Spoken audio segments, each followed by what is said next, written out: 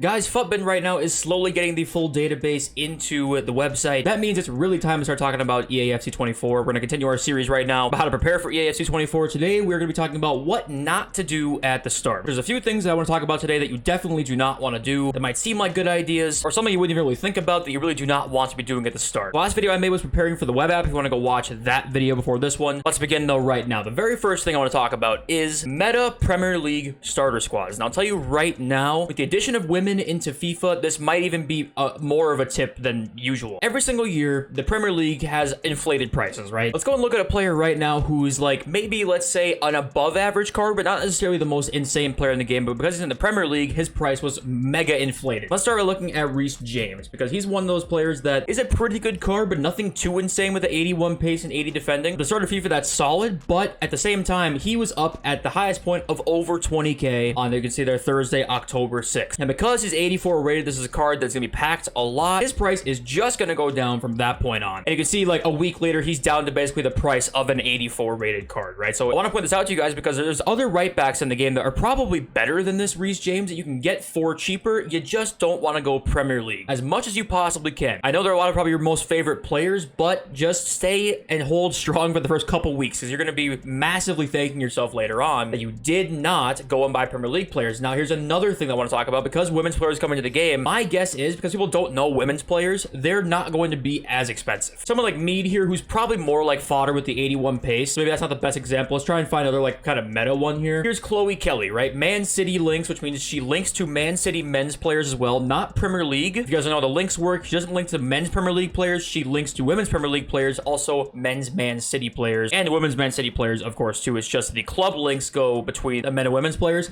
Now, my guess is Kelly will be somewhat more expensive, not as much as maybe a men's player with these same stats would be, but even she might have that Premier League tax, right? So you just want to try and make as much of an effort you can to try and build starter squads that are not from the Premier League. It's really that simple. That ties into the second tip, which is going to be the lower rated cards you want to stay away from as much as you can. If you go and look at Marcus Rashford, somebody who's lower rated, also Premier League, but that's kind of not what we're looking at right now. Lower rated cards that are very meta, right? Obviously, this card at start of FIFA is going to be very, very good with the 87 pace, 82 shooting, right? Look at his graph at the start of FIFA. Up past 23,000 coins on the 29th of September, and really on October 3rd, he's at 14k. He's cut in half within the first weekend of the game, pretty much. And then the next weekend comes, and he's down at 2.7 thousand coins. The cards that are really low rated are going to die in price extremely quickly. And last year, it happened even quicker than in previous years, and I would expect that same trend to probably continue. So let's go look at somebody who's very, very high rated right now to kind of compare the difference. Now, yes, Kevin De Bruyne is going to be very expensive at the start of FIFA, more expensive than Marcus Rashford, right? But this is kind of what I want to talk about here, is save up to get these players rather than spending your 20k on Marcus Rashford, because that'll come back to bite you big time. Kevin De Bruyne starts off at, you know, he's over 200,000 coins. When the game comes out, he is about 200k right there. 29th of September, 194,000 coins. By the time Rashford goes from 25k down to 2k, De Bruyne goes from 200k to 175 basically. So you're losing 10% on Kevin De Bruyne versus literally all of your 25k on Marcus Rashford. So you want to make sure that you're saving your coins to then go and buy those higher tier players. These middle tier players like Gabriel Jesus, right? These cards, you don't want to buy these cards. Yes, they're going to be better than your starter squad cards probably are, but if you want to go and buy somebody who's always a sweat at the start of FIFA, has been Morales. He can play striker. The stats are not that much different. Yes, it might not be quite as good as Jesus, but the point is, one's going to cost you 20k and die in price in 4 or 5 days, and one's going to cost you discard. And you're going to get 90%,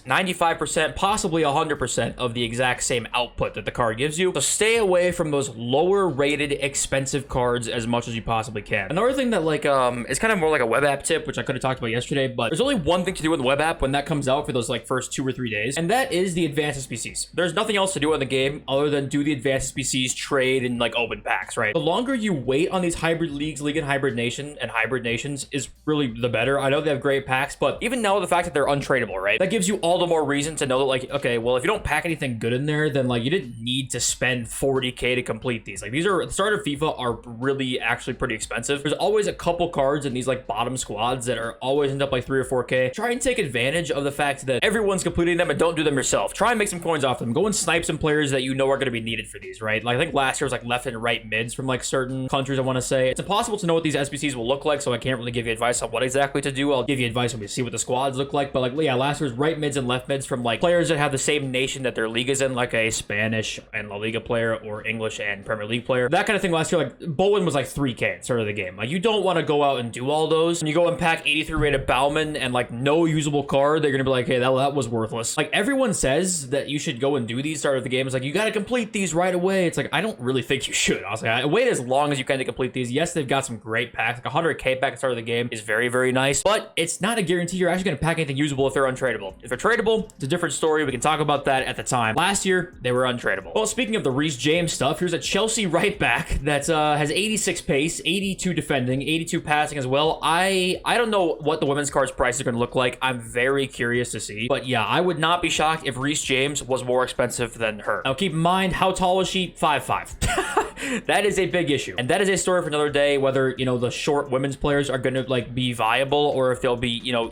actually really good. I don't know what that'll look like. That'll be something that we'll talk about when the game actually drops and we've used the women's players for a while. What I want to talk about too is trading stuff, because I know a lot of you guys want to make coins at the start of FIFA. One thing I can always say at the start of FIFA, and for this goes for like kind of the first week or so of the game, where coins are very, very scarce. What you don't want to be afraid of is losing them. I know it kind of sounds weird. In order to make coins, you've got to try and take some gambles sometimes. I remember I traded with Icon Philip Lahm, mid Philip Lahm a lot during the beginning of FIFA. Well, obviously you can't see it here because very little fluctuation trading you're not going to see on a graph that's a year long basically, but what you don't want to do is be afraid and so afraid you're going to lose coins you don't end up ever buying a card in the first place, right? That's how I used to be when it came to trying to learn how to trade in FIFA, because I was just like, oh my god, I don't know if it's a good deal. I think it is, but what if it's not and I lose coins? It's like the only way you're going to learn is by buying the card and doing it, and it's not that difficult. You're going to eventually learn it and be happy you did, because then you'll know, you know, what kind of deals make sense, prices make sense, and you'll know just way more about the market, and you're going to save a ton of coins in the process. And what kind of goes into the last thing I want to talk about here is you don't have to trade all day to save a lot of coins and make a lot of coins. You actually don't have to. All you have to do is really know when to buy and sell cards most of the time, and that's how you can save millions of coins over the course of the year. If you play FUT Champs every weekend, Division Rivals, and you're on the game a lot, right? Like you're playing a lot of FIFA, it's your favorite game, the game you play the most, you're going to make coins as is. You don't have to trade a ton. All you got to really learn is how to navigate the market decently well, and I'll try and help you guys with that as much as I can over the course of the year. Like there's really a few crashes every year. You really want to sell beforehand. If you sell beforehand at the right time, you're going to make so much coins that you're sitting liquid that now the whole market is just down big and all your coins are now worth more. For example, Erling Haaland, right? You know, he's obviously was like one of the most meta gold cards this year. 380,000 coins right there. 3 days later, he's at 280. 3 days later, he's at 240. 3 days later, 4 days later, he's at 200, and the crash just goes down from there, right? If you sold at 380,000 coins and